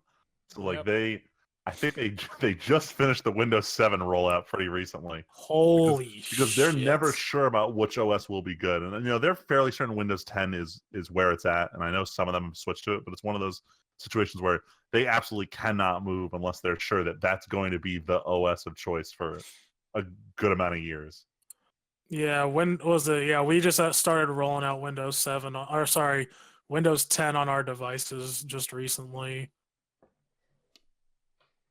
And it's funny. One of my coworkers complains about Windows 10, but honestly, I like Windows 10. It's not bad. Like, it's not a bad, it's not a bad operating system. I'm pretty happy with it overall. Granted, nothing will beat XP. Yeah, something did beat XP. Yeah, the sound effects on 10 are subpar compared to the iconic sound of Windows just shutting down and you forgot to turn your speaker off. Yeah. Well, Windows 7 was really good. I like Windows 7. Beats XP. It does beat Windows XP. Well, you just said nothing beats XP. Man, it was XP. XP was just like, oh my god. Unless we're talking Windows 98. Look. No. XP was amazing when it came around, and then Vista was a train wreck, but it looked Vista great. It was terrible. Rip my RAM. Yes, but no, it nice. did mean looking nice compared to functionality. Rip my RAM. Listen, here's where literally we're going rip the RAM. Here's where we're going with this. It looked great. That was all it had going for it. 7 just took the amazing functionality of XP, updated it, and slapped the Vista coat of paint on it, and it was the best one. Yeah. That's all I mean. 7's pretty good. You know what I noticed? I actually know what. No, something bugged me last week about 10 that really got me. Did you know that you cannot boot up safe mode from the BIOS? Like, from the startup? Wait, which OS? In 10. Wait, you can, unless you're in the program, look it up. Because I was trying to get into safe mode because the fucking computer, it wouldn't get past. You know how like the computer boots up? Like, I mean, y'all have solid state drives, but like, when it boots up, it has I had logo. a hard drive up until like 3 months ago. All right, fine. I understand the struggle. All right, but like you have your motherboard splash screen, right? And then it goes into the Windows logo. And then it goes right into your login screen. Well, it kept rebooting. So I'm like, all right, let me go into safe mode. And I'm like trying everything. I'm like fucking F8. No, nothing. Fucking F10, F9, enter. I was like, what the fuck? Like nothing came up in like the boot stuff. I'm like, this is dumb. So I look it up. I'm like, this is so fucking stupid. How do you get into safe mode in Windows 10? You have to be logged in already to run safe mode in Windows 10. I did not know that. Today you learned.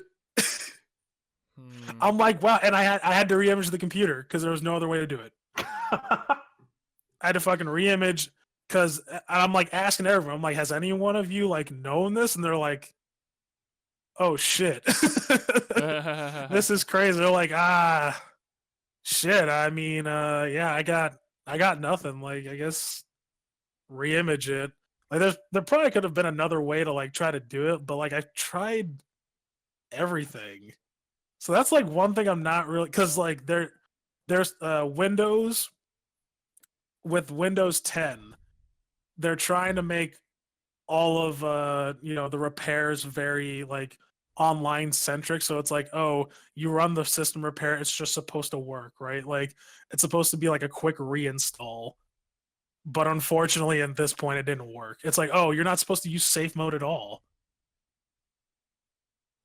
Interesting. Yeah. Today you learned. Now I'm afraid of anything going wrong with my computer now. All the As you reliable should methods be. are done. Well, no, Yeah. I don't try to live in constant fear that my computer's going to break down, but still, I'm in constant fear because now I like, I mean, I back up my stuff periodically to like an external drive, but like the fact that I'm like, shit, I can't even get into safe mode if this problem ever happens. Granted, that's only if the problem ever happens where I can't like log in. Right? Like God forbid I can't log into my computer. Yeah. Yeah, so that is a case of when you would rather go back to an older version of something. Yeah, you don't have the ability to in the new everything's a subscription model. Yeah. Speaking of going back though. Yeah, you know what? I noticed that. Yeah, because you know what though? That's a good you make because that's a point. Because I know you can sometimes with Unreal 4, but like there are some other versions that won't support it. Like, have you run into anything like that in app development, Freeman? So with certain versions of, I know with .NET they removed a lot of stuff when they went from .NET to .NET Core. So now you basically run two separate applications depending on what your features are. Everyone's trying to move into .NET Core, and they're constantly updating so that way it has all the legacy features. But that is an actual issue where sometimes you'll be like, oh, well, I need to go back to .NET 3 because this doesn't work on the current version of .NET. And Microsoft is nice about that, given that because there's a difference between subscription you have to pay for, but Microsoft is going down the whole open source route, so you have a lot more freedom there. And I was going to bring up just because you're talking about older versions. There's a lot of times where I don't like the new version of software in general. So like I was using MuTorrent for the longest time, and then they started adding ads to your torrent client. At which point I was like, wow, you can get the fuck out of here. And I was searching for like old versions of MuTorrent. Or back when I was still using iTunes, they completely changed the layout that made playlist management for iPods just impossible to do. So I was like, well, I'm just going to revert to an old version of iTunes because I still had my like library file saved. And that's cool, but once you're on a subscription model, there is none. Something changes, that's it. You're stuck with that forever and ever. And ever. And ever. And ever. All right, so do you want to move on to the... Do we want to move on? Do you want to move on to the next branch of subscriptions? Oh my god, sure. Because I wanted to talk about video games as a subscription. Because this one keeps popping up, and it looks like it's not being received as well as software as a subscription is. But so what are we talking? Are we talking like online subscriptions for like just for like World of Warcraft or like and like PlayStation Plus? I'm talking like subscriptions just to like physically own your games at this point. So like you go like the prime example is why I asked during the break was the product OnLive. I remember hearing about this when they first talked about it at like E3 2009 or whatever, where it was you don't need to own your console, you're just going to stream from some data center where your games are. And part of it was like, okay, that's cool. I never need to own the hardware. So I didn't have that, you're stuck with the ownership of something. But at the same time, I did always think, well, if I don't pay 1 month, do all my games go away? And it was the same kind of thing that happened when PlayStation Plus was like, oh, here's your free game a month. I'm like, okay, well, what happens when Plus goes away? Do I lose the game? And Sony was nice enough to say, oh, well, you can keep the game. You just need to be, or no, it was, oh, no, I think you still need to stay a Plus subscriber to play the game, but as long as you have access. Oh, yeah. With PlayStation, you have to remain a Plus member or you get locked out of the game. But the thing is, if you become a Plus member, you still have access to all the games that were free since you like. So let's say if you downloaded them. Yes. Well, you once they're in your download history, you can always re-download. Yes. So let me put it this way: I was a Plus subscriber for 12 months. I got access to like 24 free games. I'm not a Plus subscriber right now. I have a couple of them downloaded. I can't play them because I'm not a subscriber. Once I rejoin, all the games that I had previously downloaded, I can then access again. But if someone else who jumped in new as a PlayStation Plus subscriber, they wouldn't have access to them because they weren't a member when those were free. Yeah. So if you stop being a subscriber, you don't lose anything because you can regain it. I don't know. I guess it kind of puts value on being a subscription holder, whereas something like, if you drop your payment of Photoshop, you come back, you start paying for it again, you get Photoshop back, but there's, I don't know. I want to say there's nothing to show for it, but that's not really an accurate statement. Nothing to show for it. How? Like nothing to show for the someone who pays for 1 month and someone who had it for a year missed and then came back. There's no difference at that point. Nope. Oh yeah. Yeah.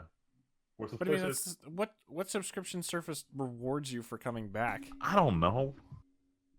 I'm just saying, like PlayStation Plus half-ass does that, and at that point it felt like this feels like a good idea. But then you have, how do I put this? I don't know. There's other implementations of this entirely like digital ownership that kind of jaded me the wrong way. And Tyler, I don't know if you experienced this, but for older Nintendo products before the Switch, when you bought a game, you bought it for that device and that device only. So if something broke for that device, you lost the games you paid for. Yeah. And that kind of, especially for 3DS, it sucked. Because if you lost your console or anything happened to it, now everything you've paid up to that point doesn't matter. You don't have it anymore. Yeah. And that's kind of it's not a subscription, but that's kind of what it feels like. I mean, isn't that why Nintendo had to finally step up their game a little bit after a million failed attempts to get online less than shitty on the Switch? Yeah, except they're still fucking it up because you can't move save files between Switches. Well, come on. Which is shitty. Why would you ever, stupid. Because when I crack the screen on my Switch and I want to go play Breath of the Wild on a different console, too bad, can't copy. Yeah, trying to play it on Tyler's, can't do there it. You go. It's fine. Don't worry, it's fine. But wasn't there something with oh no, Xbox just need to be online all the time. That didn't have anything to do with being that subscription, did it? Nope. You do have to be connected online before you can play the Xbox One.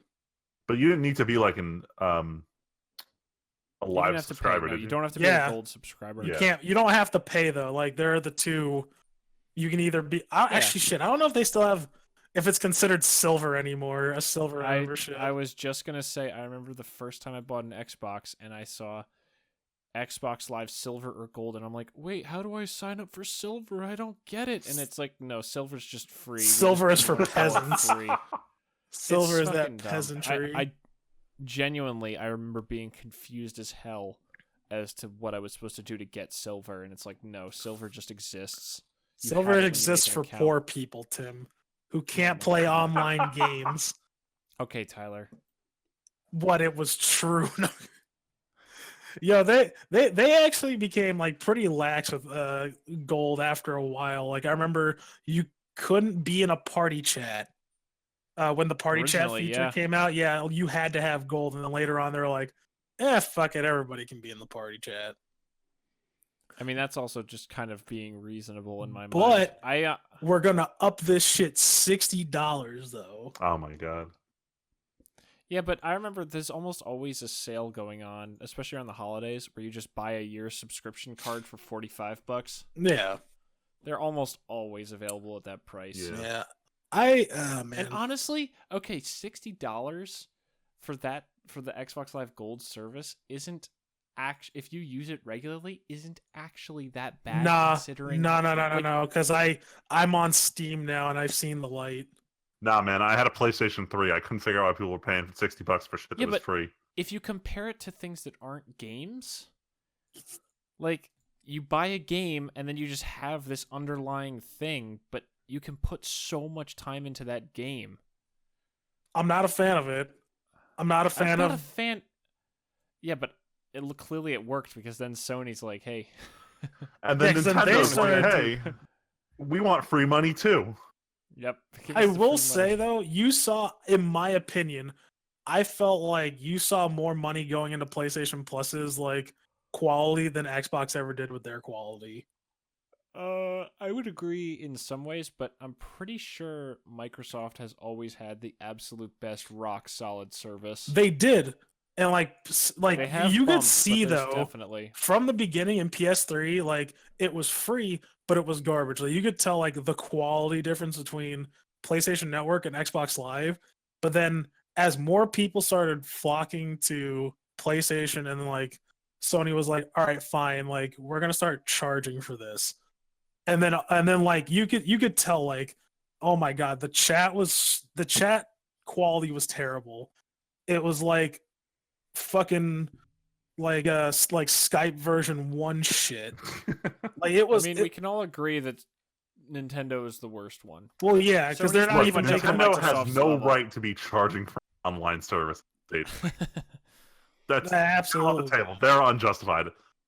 Microsoft and Sony, they're it's, I don't want to say debatable. It's happening. It's the way it is. So they are definitely up for discussion. Nintendo. I mean, you can also see that they put the money in. Like they use the money for those services. Nintendo, it's hard to see how they're using the money. That's for those the thing, though. It's like it's even more telling that Nintendo keeps extending how long the free trial for everyone's going to be until they're like, oh, now you have to pay.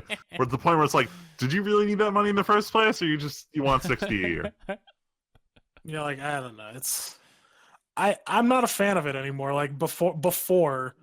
I was like, all right, this is all right, but like now it's like this is dumb. Especially when I was playing Rainbow Six Vegas, right? Like there was no dedicated servers. Like that's the other thing that didn't make sense. Like how are you gonna have a game, right? You can like host the game like on the servers, but it's like you're gonna like there is gonna be a host. Like someone in the lobby is gonna be hosting the game. So technically, it's not even like being run on anyone else's server, really. So it's like, why am I paying for something that I am hosting on my own internet? Mm-hmm. Like that was dumb. Like Gears of War. Like Gears of War 1 was super unbalanced because motherfuckers would have host, and you could tell they have host because when you don't even go around the fucking wall all the way, but they snipe you, that's a problem. And it's like, oh, that motherfucker has host because they had the DSL internet. Oh my god, that's how you know. The classic DSL. And then when cable came out, shit, gotta go fast. Gotta go fast with that 25 megabytes. Fucking fast as shit. But yeah, like I don't know. Like now that I would still play PlayStation Plus, I guess. But I don't know. Like I feel like $60 is too much. That's just my opinion, though. I feel like a lot of when it comes back full circle, like I think all these subscription fees are too expensive. I think they're too expensive for what they are, and I think that I mean I understand companies need to make money, but like, geez, like they're literally making money hand over fist. PlayStation Plus, I just want to make a point about this. The people that are like, they're paying these companies like pretty much a small amount of money to get their games for free, but they get the exposure. So they end up winning. Like Rocket League blew up after it was free on PlayStation Plus. And it's like, okay, well, they not only do we get this, we justify, quote unquote, justify our $60 a month or a year for the subscription fee. Like, oh, our players get a free game and you get literally free exposure. And that's how they sell it to these companies. But you can't even knock because it works. Mm-hmm. So, and plus, like, they don't even give out shit games. Like, they give out pretty solid games. I think last month was like Metal Gear Solid 5. Oh shit! I gotta resubscribe. Right? Yep. See, right there, right there. So I don't know. There, like I said before, there are trade-offs.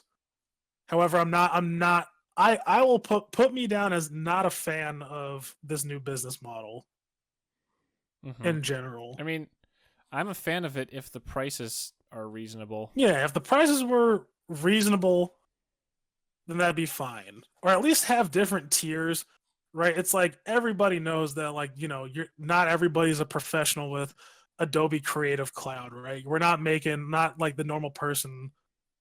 They're hobbyists, right? Like, I mean, at this point, with the price hike that I got recently, I'm basically breaking even every month on YouTube. Holy shit! I'm really not earning money anymore with YouTube. See, dang. And you know what though? If they gave different tiers, it's like, okay, you can like pick a program you want. Like, you're allowed to choose 2 from the list of 6, right? Or however much is on Adobe Creative Cloud, and like you can have that for, I don't know, let's say $20. If there was a just Premiere and Photoshop, I would do that in a second because that's all I freaking use. Right? It's like $25 a month for both of those.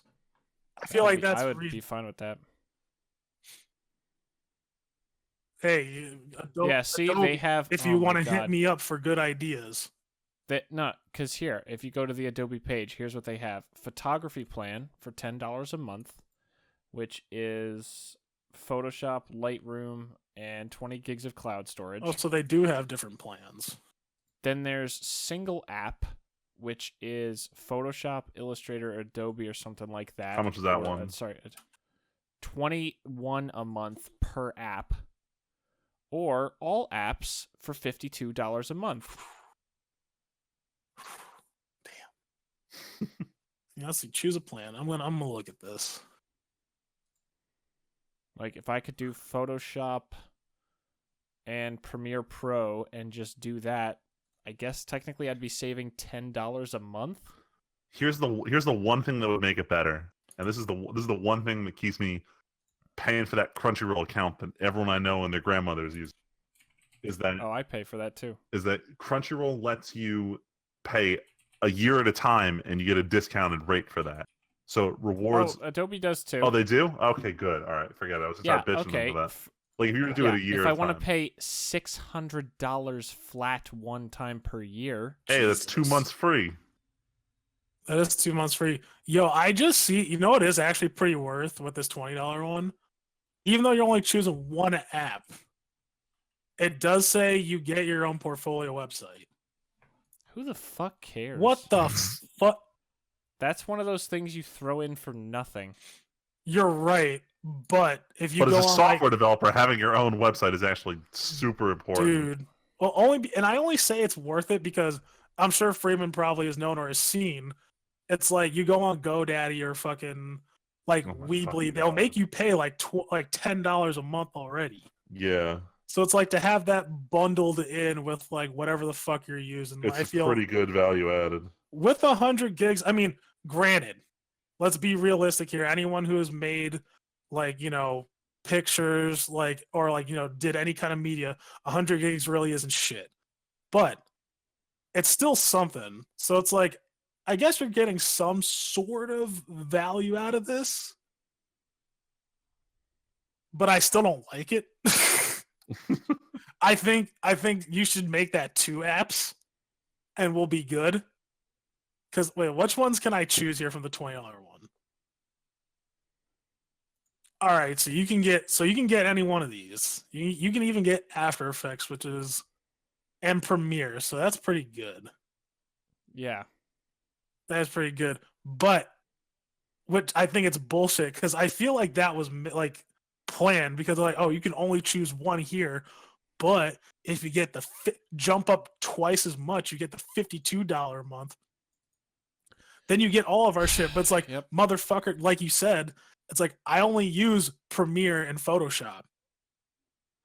And guess what? I could pay $100 for Photoshop Elements 2018 and Premiere Elements 2018. You know what Elements is?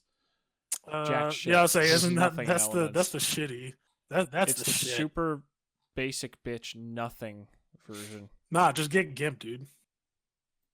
Poor man's Photoshop. Literally poor man's Photoshop. But I have seen like I actually have used GIMP at work. Nah, we go way back. Do it on MS Paint. No. I have designed maps out of pure desperation in MS Paint. I have made actually pretty solid looking like what was it, like bare minimum like map designs. It's funny, but I could actually save myself $40 a month if I just make myself use GIMP and then just drop down to only using Premiere. Yeah. Because I literally don't use any other software from Adobe. Like if I open up the Adobe thing in my task, is it not here? Or if you, because I'm sure you can find an older version of Photoshop floating around that like works on Windows 10. I can almost guarantee you'll find one. Damn it, Tyler. Yeah, dude, you're literally saving like half a tank of gas at that point. You got to think of it that way. Fuck. I'll write a reminder on my phone to look into this tomorrow. See, yeah, the real conversations happen here on the TNT podcast. All right, but we actually need to end because it's almost 10:30, and I'm starting to feel sick. So listeners, as I'm sure you can tell from our general, we're all big fans of subscriptions for everything in your everyday life. Yep, we recommend it. If it's reasonable price. That's literally it. It has to make as Tim casually switches to GIMP forever. Hey, no. Adobe is insanely powerful software. It is. But no one except the crazies need that software, but they're charging you crazy level price. If there was a so at my job, I used CATIA, which is 3D modeling software. They actually have a system where you can buy like all their different licenses kind of pieced together to build elements of the software and different workbenches in the software. Like you can buy more advanced versions of a workbench, and you can buy more workbenches. Like, where's the just basic photo editing from Premiere or from Photoshop? I don't need all these effects and bullshit. What do all I need is the you basic mean? thing. Then go to GIMP, motherfucker. You're talking about simple shit. I probably will. I probably defeated. No, I'll actually probably look into an older version of Photoshop that I could use. That's your best bet. I honestly think that's your best bet because, like, you want Photoshop because Photoshop is quality. I just have to make sure that I save out all my currently using title cards to older versions of the Photoshop files so I can open them. Yeah, that is the problem. Yeah. I really don't need. Well, why don't you just take just look at the current title cards you have now. Just like, I don't know. Like, do you have all the assets? Like the original assets? So yeah, just remake them. No, I know I can do. Well, why not just? I'm not even doing it tonight. But if I could just save them out as an old thing. All right. This is going on a while. Yeah. This is the technical talk for the actual talking shop. What are you doing this week? What am I doing this week? So, despite the fact that I'm currently watching a fuck ton of anime, I've got my eyes set on another new show. Oh it's about two 20-something people in the workplace who are also otaku/anime nerds, and they fall in love. And this sounds way too wholesome to be true. So I'm going to watch it and report my findings to Luigi, and then get him to watch it. This sounds like something he'd love too. You sound very upset with what I'm planning to do this week.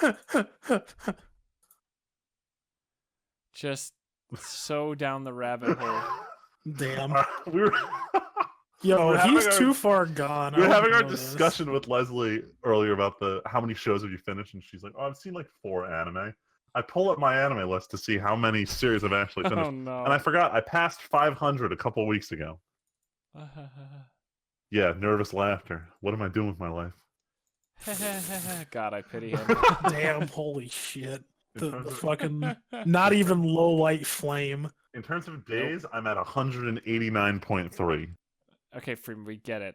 We get We it. get it. You watch anime. Anyway, so yeah, that's my plan. Just watch more anime. Oh my god. I'm trying to think of anything else. Oh, my cousin's coming back from North Carolina. He's getting married in like a month, but he has to do all the marriage license stuff in state. So I'm gonna hang out with him for a bit on Friday. If he brought a Magic deck, I might get a chance to actually play Modern for a while, but I don't think it's gonna happen. Whoops. Unfortunately, don't get a chance to break out black-white tokens anytime soon.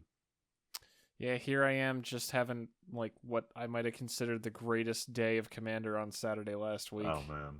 Damn. Not because of big wins or anything, but it was just a fun day of playing. I didn't have any games where I had shitty people in them. So it was just a fun time, and I lent my Brea deck to a guy, and we ended up finishing the game with me playing Kess versus him on Brea, and he was like, I ended up winning, but he was super happy. He's like, dude, I fucking love this deck. That was super fun. There's nothing better than when someone compliments your custom-built Commander deck. Yep. He was like, I love this Brea deck, and I was like, hell yeah, it's good. So yeah. All right, enough anyway, stroking your dick going, there, Freeman. Tim. Hey, you know what? He was right. It's a good deck. You know what? He was right. Yeah. But actually, though, do you got anything else, Freeman? I'm trying to think. I keep saying I'm gonna play these same 4 games, and I never do. But I'm trying to play Doki Doki Literature Club. Jesus Christ, you're still trying to play this fucking game? I haven't touched since that first weekend because it was the first part's a little boring and I was easily distracted, but I need to sit down and get through this depression now. The memes are spoiling everything and I can't take it anymore. I should just finish this game. And then go play Life is Strange, which I also haven't beat either. It's the same shit week after week. I ended up just playing Guild Wars instead. But my guild is getting really good at raiding in Guild Wars 2, so we got that going for us. There you go. All right. As for me, sure, Tyler, I'm gonna go. So I beat Kirby.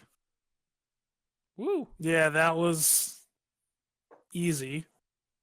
Too I'm easy? focusing. It was too easy. It was too easy, but it was fun. I liked the game, but it was too easy. Interesting. So I'm focusing on some other games I'm playing right now. Vermintide 2.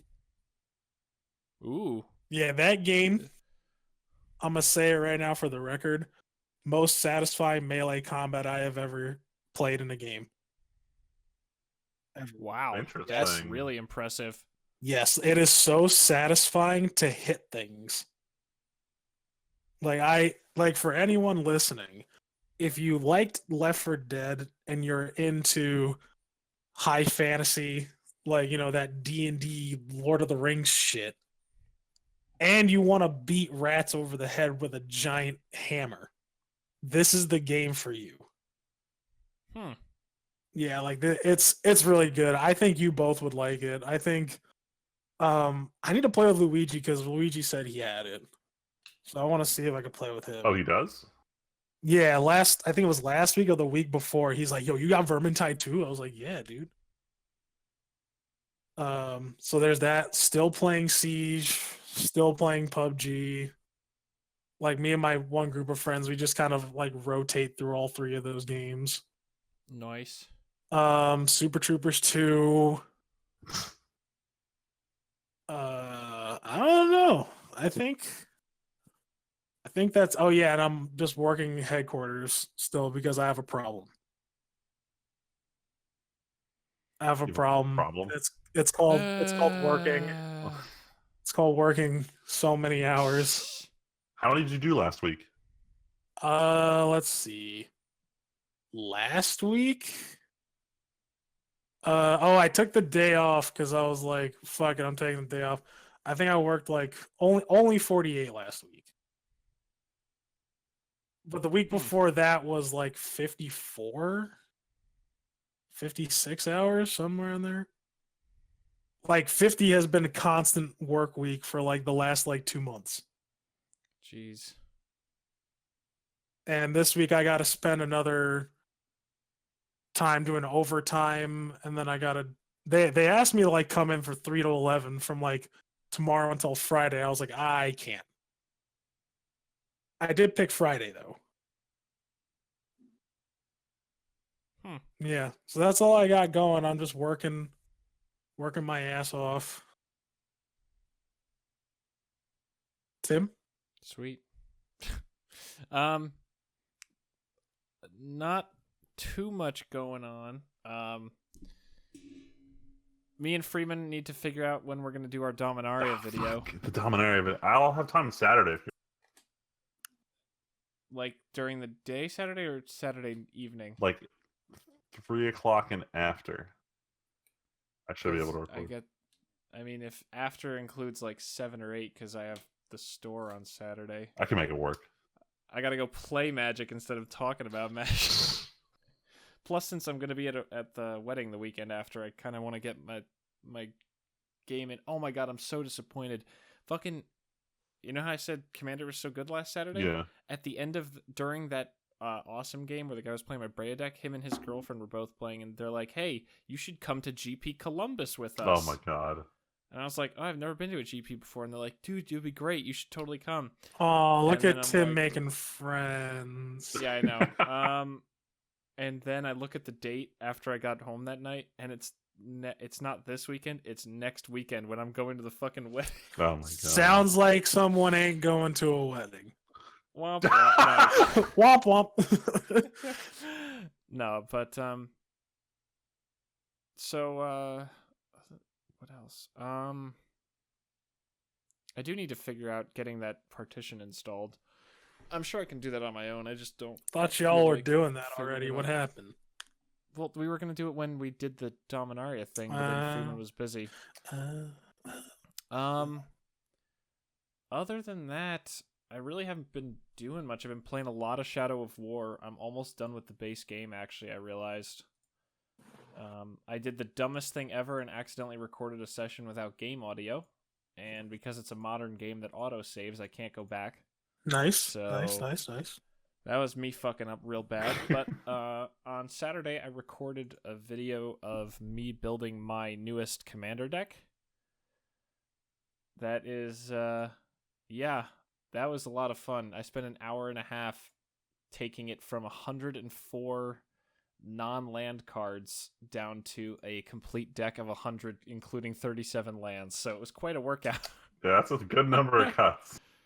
Yeah. I'm still probably going to tweak it and stuff, but yeah, I'm pretty happy with it. I'm pretty excited. It's pretty different from most of my other decks, I think. And other than that, this week, really not much. You're boring, Tim. I know. I'm just gonna keep playing Shadow of War. You're fucking boring. Try to get my partitions for that other LP. I realized, Freeman, I need to do Windows 7. I can't do XP, even though I wanted to. Oh, for real? Because OBS is only available for Windows 7 and up. Oh, so you wouldn't even be able to record it then. Ripped it. Yeah, I could probably try to use old software, but I'm pretty sure OBS is my best bet. So, plus it works on 7. Yeah. So I just gotta dig out. I'm gonna dig out my Ultimate Windows 7 Ultimate disk and try to use it, even though I upgraded that product key to my Windows 10 version. You might run into an issue there. If I do, oh well, I'll figure it out. Even if I have to like buy a cheap copy of 7 or something, I don't fucking know. I wonder if they even sell it anymore. I'm sure you can does. find it somewhere. I'm sure. I know Windows was really trying to get people off of that hard. Even if I need to, I could probably try to locate a product key. I'll go get the ship ready. We're sailing the 7th sea. We're getting the boat. Ye old U torrent. Oh my god. Oh, one more thing. Wait, yes. are you done?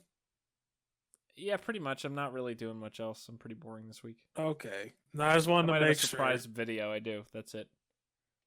I still need to prep because you guys are getting in are on the verge of getting into the next part of the campaign. Oh, for D&D. Yeah, you told us. Yeah, since you said we finished the first arc finally. Oh well, I'm talking that was like the real first arc. No, you guys are still in the actual opening, or sorry, like the first arc, like that whole child. We're still in the first arc. So the whole child trafficking was the prelude.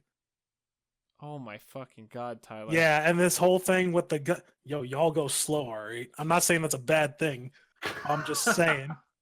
I don't think it's intentional, but my god. I thought you guys were gonna be a lot further than this. How many months has it been? We started this game 9 months ago. No. Yeah. No, not 9 months ago. No. Technically, we did because we did it on the camping trip that one session. Yeah, and then it took us 3 months. Okay, Tyler, my Fable game, in 6 months, you guys had fought Jack for the first time. Yeah. No, absolutely not. Talk about 9 months. 9 months we fought Jax. Okay, Tyler, that was the end of Arc 2. Yeah. But you know how often we're 6 months know in, how much we you're play? we're done with the prologue. Yeah, because you know how much we play during a session. We get together for 3 hours. We only play an equivalent of an hour and a half. I think that's generous. I was going to say an hour. Yeah, yeah. See, you even know. Tyler, of course I know. We're the ones behind the fucking camera who are so disconnected. It sucks. I try. Tyler, it's not a complaint that anyone can solve. It's just circumstance that sucks. I know. We're trying to play D&D while we're it's even on a basic level of we say something and you only hear us if none of you guys are talking. No, I can hear you and I try to listen. Like I said, it's not a complaint or I know. Calling it just out sucks. anyone. It sucks dick. It just really sucks. It sucks mad penis. But I was telling Freeman and Leslie today though, I am impressed with some of the things I think, given some of the circumstances, you guys end up recovering pretty well. That's just how I feel.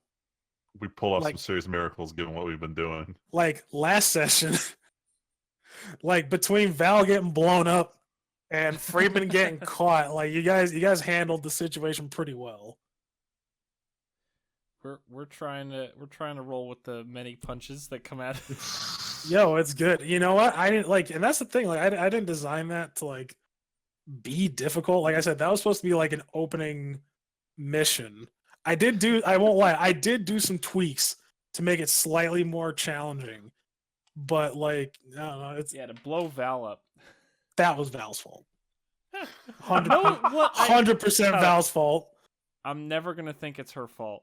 That's okay. And that's not me being too close to the situation. It's the fact that Leslie fucking cleared the girl and was hugging her practically, and then Val takes over and the girl's suicide bombs. At the same time, really? At the same time, she could have easily made a check.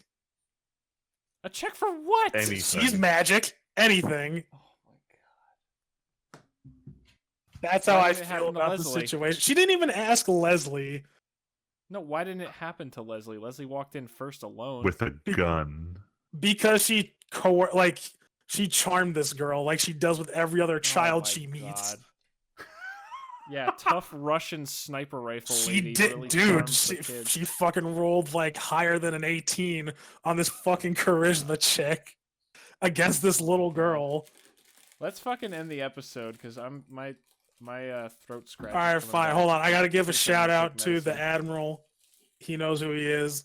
He made me. The what? Yeah, my buddy of mine. He's like, "Yo, give me a shout out on the podcast." I'm like, "Okay." Well, now we know one of our 5 listeners is a friend of yours. Yeah, see? Hey, as long as we have- get listeners. We have That would be Cypher, good. your friend, and like 3 other people. Yeah, dude. I got my other friend in California. He listens to it sometimes. California. Knows how to party. That no. It's that Nintendo movie, whatever it's called. What the fuck? The one with the, never mind. As always, I'm Friedman. Just Tyler. I'm Tim, and we'll catch you guys next week. Peace.